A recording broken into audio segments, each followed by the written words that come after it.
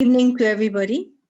I would like to say that we come from a very ancient region, but we're still, we're still new. The hard borders were only drawn after the British left India, and that has really shaped so many things in the subcontinent.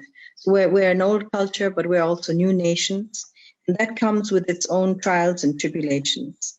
So I would like to talk about what's happening, what has been happening in Nepal with the arts, because the artists have really been, mounting their resistance from the time that the Rana regime took place in 1956. After the British quit India, there was no way that the Rana regime could continue. Its ramifications were felt in Nepal, and Chandraman Maske, who studied in the Calcutta Government College of Art, came back to Nepal in 1922 and created cartoons lampooning the Rana rulers of the time. And these posters were discovered. There were several writers and poets writing poetry and literature in indigenous voices was repressed. And all of this came to a fore, and a sort of collective voice was growing. So by 1951, the people were able to overthrow the Rana regime, and King Tribhuvan was restored as the king. So amidst this euphoria and jubilation, Nepal opened itself up to the rest of the world following the overthrow after decades of struggle and sacrifice of the 104-year-old Rana oligarchy, and the emergence of a democracy emerged in Nepal based on the model of Westminster. But in 1955, when King Mahendra took over after the demise of his father, he started a coup in 1960 and imprisoned V.P. Koirala and established the partyless panchayat system. But at the same time, he understood that culture was very important for national identity. And at this time, we see that all the government institutions to promote the art were built, like the Nepal Association of Fine Arts, several other museums, all happened during this time. This period was marked by bucolic landscapes, return to village programs, and abstract experimentation. And the government commissioned artists to create works for government venues. In 1972, with the death of King Mahendra, King Birendra was crowned, and this period was marked by a period of sycophancy and resistance. In 1985, Nepal television was established. Global politics was able to enter the room of every citizen. I remember watching the fall of the Romanian dictator Nicolae Ceausescu in 1989. The resistance by the public to a dictator made its mark, and the disenchantment with the autocratic rule of King Birendra created dissent on the streets. In 1990, there was a small revolution, and more power was conceded to the political powers, to the political parties. From 1996 to 2006, that's 10 years, we had a Maoist insurrection. There were 17,886 deaths, 8,191 disabled, and over 1,500 people were disappeared. This was also a period of trial and tribulation and great sorrow, because this was also the time in 2001 when we also had the Royal Massacre. But during this time, I would say, began the new age of artivism.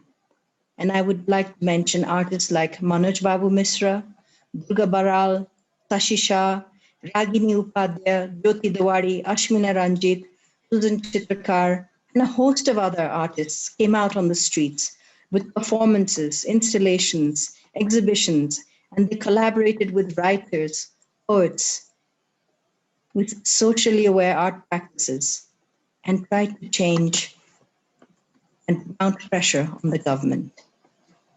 In 2000 2009, we had a new constitution. The king was overthrown. And this constitution called for 33% representation of women in parliament. It also gave more voice to the indigenous people. So from the art side, we decided that it was important to have an international art festival that explored the status of women through the work of artists and poets. So in 2012, we hosted the first Kathmandu International Art Festival. I remember Dr. Salima Hashmi also curated the Pakistani section with some incredible works from Pakistan. There were Begum Tayyiba Lipi and Mahbubur Rahman curated the section of Bangladeshi artists. And from India, we had Rekha Modi, and from Sri Lanka, there was Noli Pereira. Climate change, socially aware practices, resistance to government claiming public lands, all of this led to another Kathmandu International Art Festival, which focused on the issues of climate change.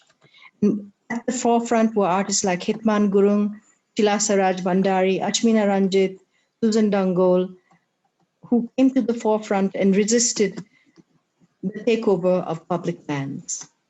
In 2015, Nepal had its great earthquakes, and that caused so much destruction. I know Pakistan also has these earthquakes, and India. So we are in a climatically vulnerable region. But, I'm so proud of the artists during this time of great sorrow, where so much was destroyed. Artists went to far-flung villages in Sindhu Palchok, in Bhaktapur, and in several other regions, Dolakha, and started community art projects to alleviate the sorrows of the people. One of the greatest projects that I saw was conducted by Art Tree at Lobiasi in Bhaktapur, where the artists lived with the people who had been affected and created community art projects of hope. In 2017, we decided to curate the Kathmandu Triennale to create some hope in the city that had been destroyed. Kathmandu was really ravaged by the earthquake. And at that time, artists paid homage to the city by dedicating the whole Triennale to the city. It was called The City My Life, The City My Studio. The indigenous artist S.C. Suman raised his voice against the environmental impact of creating Nijgarh Airport, which would mean the destruction of 20 lakh sal trees. These things that are happening parallelly in Nepal. There's also resistance to the over-politicization of the medical sector by Art Tree, the public performance, and they call this performance a culture of silence, and resisted the culture of fatalism, which takes over so much in Nepal. Artists like Hitman Gurung and Sunil Sikdil, Mikh Limbu, talk about the pain of migrant workers. And migrant workers, the issue of migrant workers is not only a Nepali problem. I meet workers from Bangladesh and Pakistan when I travel to the Middle East, from India. So, so many bodies come back in coffins. So this is a problem that artists have also been addressing with their work.